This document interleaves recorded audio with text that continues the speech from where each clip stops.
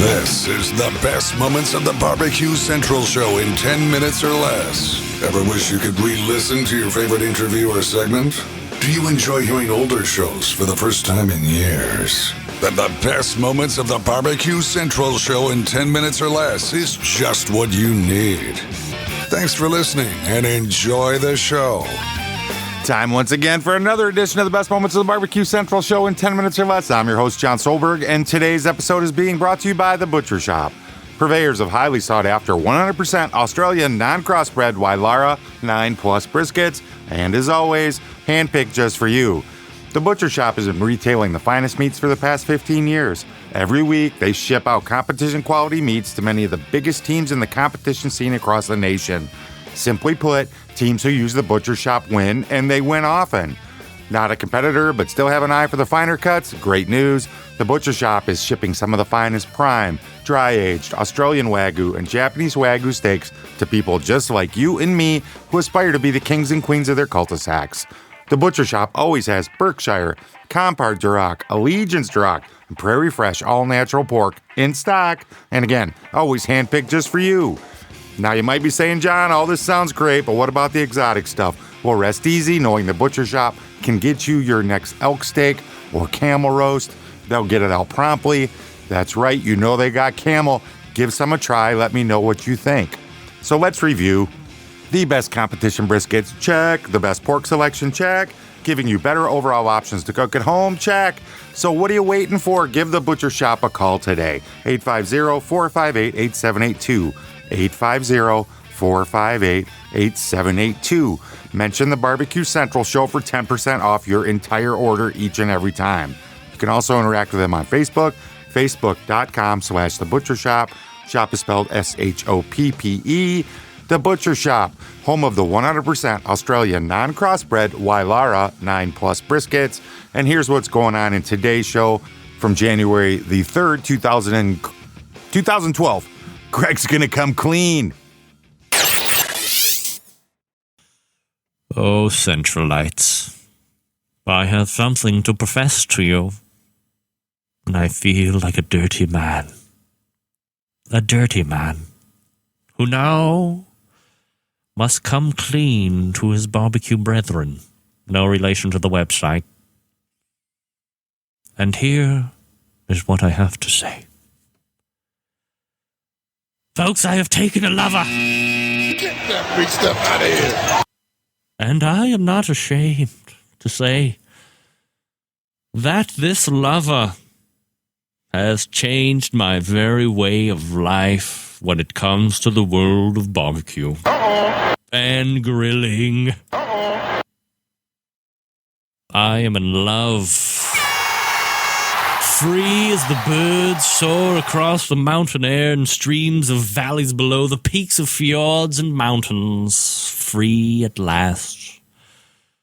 For I have taken a new lover, and her name is Grilla! Yeah! At the risk of sounding way too hypocritical, you could point back at months and months, dare I say years, of argumentative speech on my part, dissertations, speeches, and otherwise extemporaneous talk about what is barbecue and what isn't barbecue. This temperature, that temperature, this kind of cooker, that kind of cooker. One in deep, dark secret that I had thought I should never take as a cooker, but I saw win time and time again. People around me love this kind of a cooker. I'm in love with a pellet cooker. It's Grilla. There is a company out there that is new to the market, new to the pellet cooker market. I thought I knew about all pellet cookers that existed out there until just a few short months ago. And man, you can see I'm gripping right now. And I've had conversations, private, private conversations. No names, please. Get that big stuff out of here. Had private conversations with other people that have this cooker. And I said, hey, I want to not like this cooker.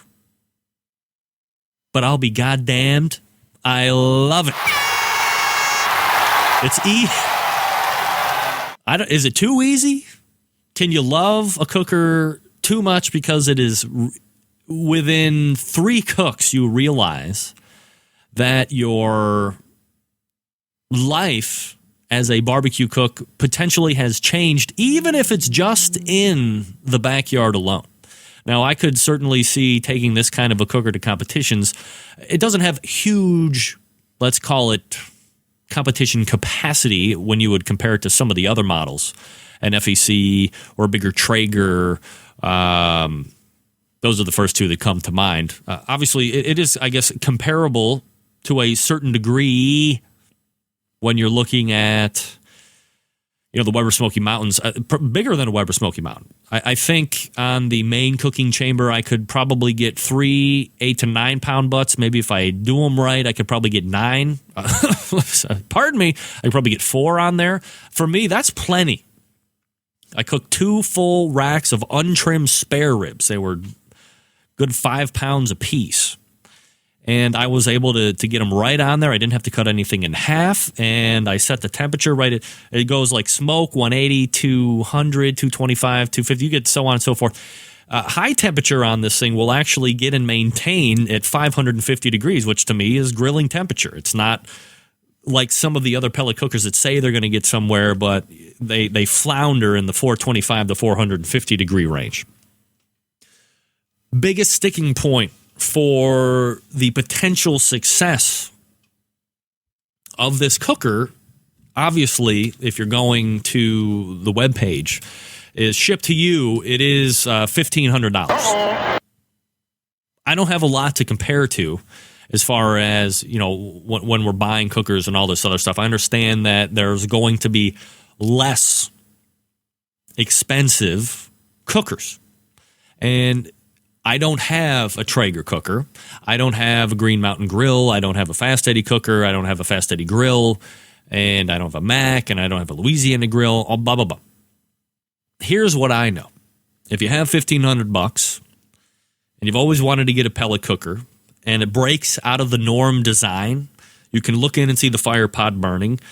It seems to run very well, although I do side a little bit with Candy Weaver on the fact that at least for me, a couple times when I had it at 550 degrees, if I didn't allow it to cool down, the pipe or the pellets in the pipe waiting to come down into the burn pot will catch fire. They do extinguish themselves, I believe, because of that positive airflow. Credit sharing. That seems to be the only issue I have. It doesn't burn. I've done pretty much everything except a pork butt on it yet, and I was going to do that yesterday, but I didn't want to burn it in my... The only detractor that I'm going to find on any type of pellet grill, regardless of what it is it is going to be, at a certain extent, weather prohibitive. If it's really raining outside, I can still go light up a Weber Smoky Mountain or a grill and cook with it, or a gas grill.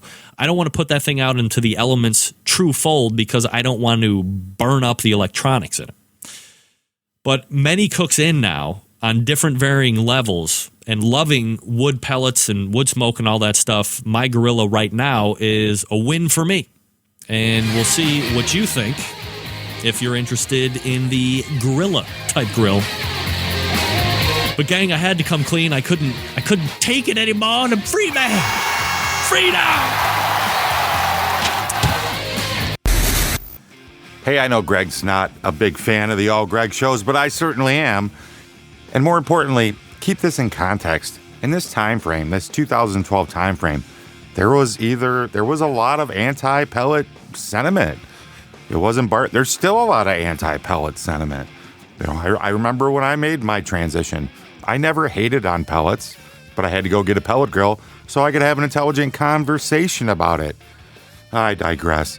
Go check out the rest of the show over at the bbqcentralshow.com.